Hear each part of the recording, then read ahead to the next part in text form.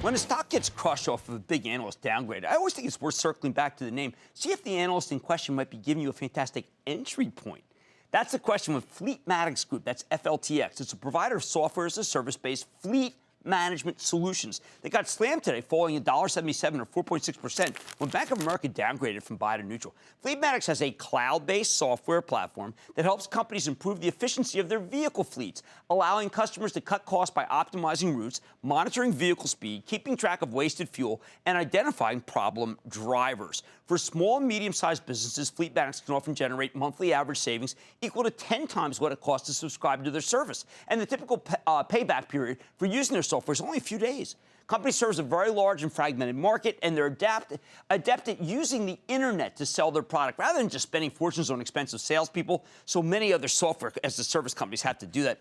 When Fleetmatics reported at the end of October, the company delivered an 8-cent earnings beat off a 21-cent basis. Higher than expected revenues rose 30.5% year over year. Management giving upside guidance for the next quarter. Not only that, stock trades at 28 times next year's earnings estimates, which could be a reasonable valuation given the company's 25% growth rate, something that's highly unusual in the software as a service space. So has Bank of America created a bargain here with its downgrade? Let's learn about this company and the opportunities it presents with Jim Travers. He's the chairman and CEO of Fleetmatics Group. Mr. Travers, welcome to Mad Money. Good to see you, sir. Good to see you. Thank you. Now, first, this is one of those companies where I don't know if people knew it existed, so to speak. So walk me through. I'm a guy with 30 trucks. I have a small business. I'm a plumber. I've got a regional business. How does Fleetmatics help me? Well, a couple ways. First of all, our typical target customer does not have a system in place.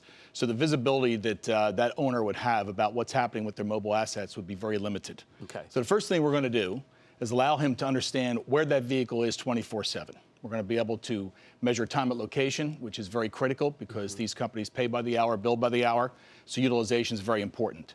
We also measure speed, idling, which are areas that can obviously reduce fuel costs by better management and routing. And also, we can increase revenue by more billable hours. By routing more efficiently, these field service workers, they can pick up more billable work. So we're going to reduce costs and improve revenue for that target customer. All right, well, let's say I'm listening to you and I'm saying, you know what, I'm pretty good on my iPad. I've got the, a little bit of software. Why can't I go into this business too? What is the moat? What are the barriers to tackling Fleetmatics? Well, there's a number of different things that we see as significant barriers. First of all, the value of the data that we're collecting, and we now have over 523,000 subscribers. We're collecting this data real time. So the real value of what we're providing that customer is the historical information about and trending about what's happening with that asset, that mobile worker over time.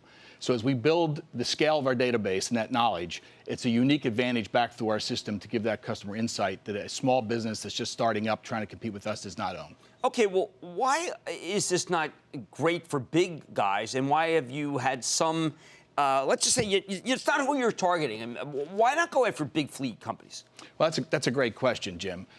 We are very much a focused SMB-oriented customer. However, we do have some very sizable fleets, such as Comcast in North America runs their fleets, Time Warner Cable, to name a few, and some others. We are very selective on the larger fleets we go after. We have a very product-centric view, which means we want to keep our R&D costs low. We don't do a lot of consulting, high margin in terms of the product we deliver. Larger fleets tend to have requirements that can take your R&D off the mark, should I say. So we're very careful about the large fleets that we go after. But when we do, we have a very high win ratio, and that's going to continue to be a part of our business going forward. Do we have to worry, Comcast parent company's network, in a merger that you would lose customers? Well, at this stage, as you know, the merger is not complete. Right. From what we can see and been told, it's obviously kind of a greenfield opportunity for Comcast, very little overlap. So at this stage, we don't believe it's going to have much of an impact. The Bank of America guy, you get these downgrades of companies that are young growth companies, and he's talking about that perhaps the growth rate isn't as great as he thought, but also he's talking about the idea that the market size is not as big as he or that people think, and that you're actually pretty closer to saturation than anyone would think. I mean, if that's true, then I don't want to own Fleetmatics. Right. Well, obviously, we would disagree with that, and so would most of the industry marketing analysts that follow the company. So the data that we have focused on are third-party independent research firms that have researched this market that will tell you that, for the most part, depending on who you would talk to, It's penetrated somewhere between 12 and 15% across multiple fleet sizes from roughly 3 to over 1,000. In this particular case, I believe this report had done some work on their own. They did not quote who the third party was. It wasn't clear at all. So don't understand that. All I know is I'm standing on third-party reputable market research firms that are saying that the market has a lot of greenfield opportunity for us to continue to grow. All right, last question. I have 30 trucks. I'm afraid about them getting stolen. How quickly can I find out if one of them's stolen?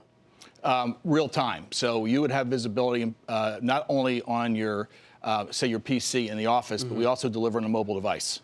So if you were on an iPhone or an Android-enabled device, you could set the system up to get an alert that vehicle is someplace that you don't want it to be, or if it was stolen, obviously you would know that pretty quickly by somebody calling in. You could track that vehicle, and we do have quite a few examples actually, where we have recovered vehicles very rapidly after they were stolen. Well, I don't understand why anyone wouldn't take the service, frankly. It seems like you would.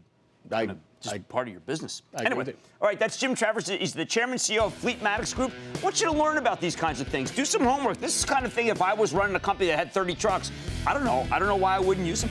Stick with Cramer.